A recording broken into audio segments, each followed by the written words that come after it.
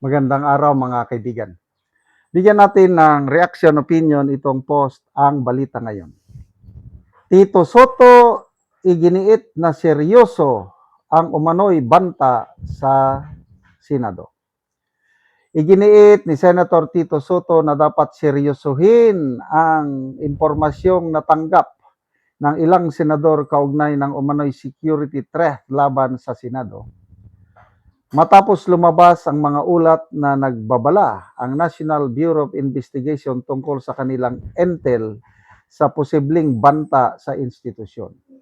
Ang pahayag ni Soto ay kasunod ng anunsyo ni Sherwin Gatchalian na nakatanggap umano sila ng intelligence information mula sa NBI. Dahil dito naglabas si Gatchalian ng advisory na nagpapahintulot sa work from home arrangement para sa mga empleyado ng Senado sa Hunyo 10 at 11 habang nagsasagawa ng security assessments, inspections at iba pang precautionary measures sa Senate premises. Sa panayam sa media, diretsahang sinabi ni Soto na mataas ang antas ng banta batay sa impormasyon kanilang natanggap. Sabi niya, very serious according to the intel. Dagdag pa niya, the threat is a clear and present danger. Therefore, serious considerations must be taken. Nauna namang sinabi ni Gatchalian, ayon sa NBI, may mga intelligence na ipinasa sa atin na may mga banta na maaring mangyari sa Senado. Well, tingnan natin. Depende sa taong bayan kung maniniwala sila sa inyo. NBI. Kung ako, wala na akong tiwala sa NBI.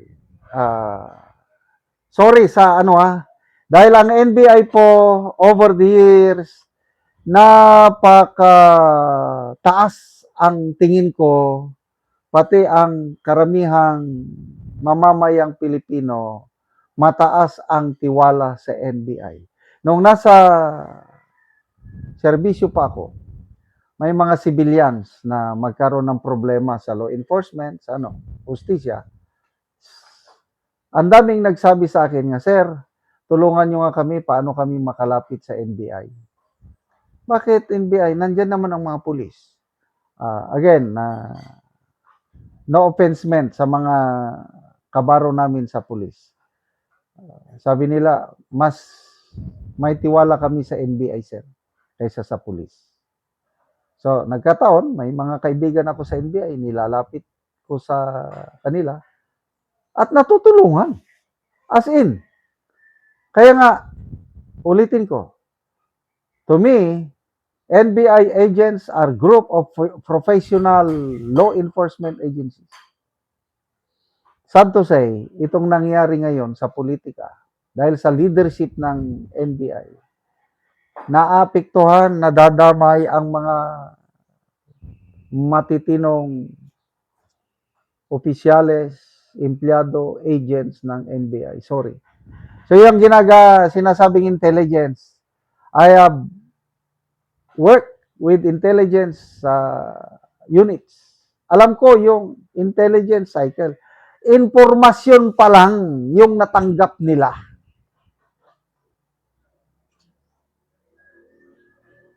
Pag informasyon, dadaan pa yan ng intelligence cycle, ipra-process pa yan bago maging intelligence. Kaya huwag nyo kaming lukuhin. NBI, hindi nyo trabaho yung ganyan.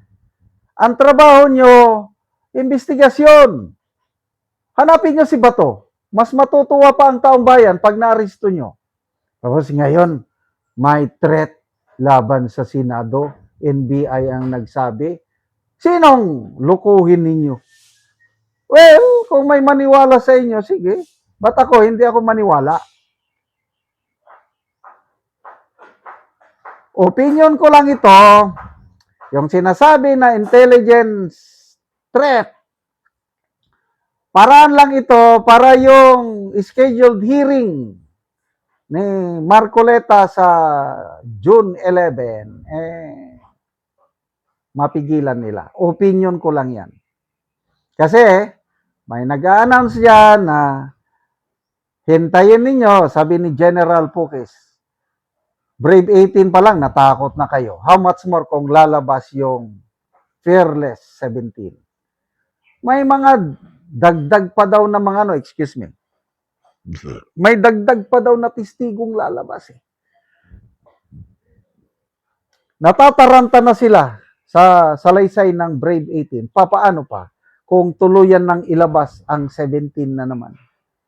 Na Fearless 17. Yan ang nakikita kong dahilan. Naghihigpit sila ng seguridad sa Senado para mapigilan yung hearing sa June 11. Opinion ko lang yan. Basta ako, hindi ako naniniwala itong mga sinasabing threat. Anong klaseng threat, be? May grupo na aatake sa Senado? Sino naman? May kakayahan ba ang grupo ng Cayetano Black na manggulo? Sino yung mga kakampi nila? Wala silang kakampi. Ang may kakampi, ang Gatchalian Black, dahil suportado sila ng palasyo.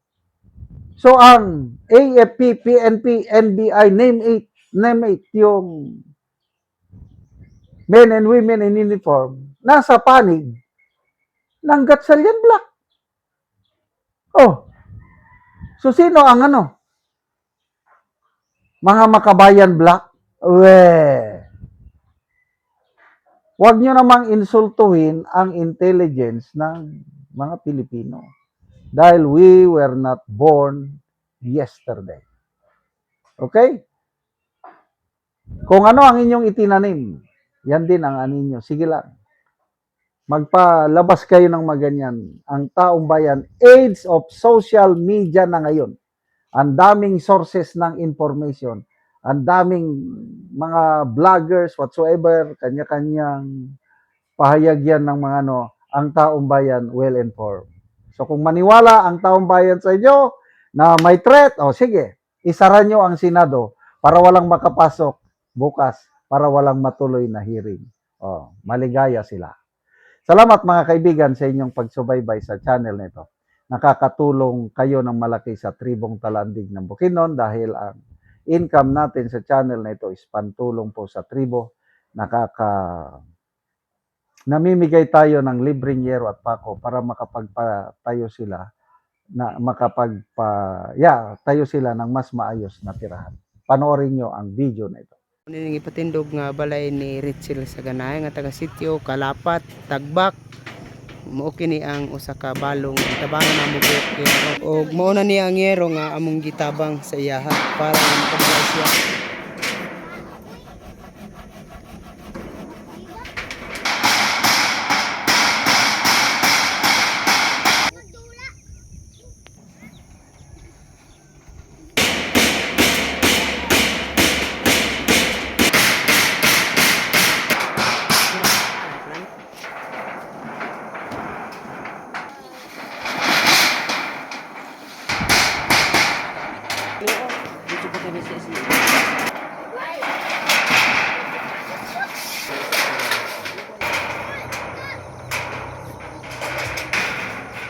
Og karon humanagid sa pag-atop ang ginatabang nga yero kang Richel tanawa atopan na gid ang iyang ipatindog nga balay. So nagpatabang lang ni siya sa iyang uyuan kay usa ni siya ka balo.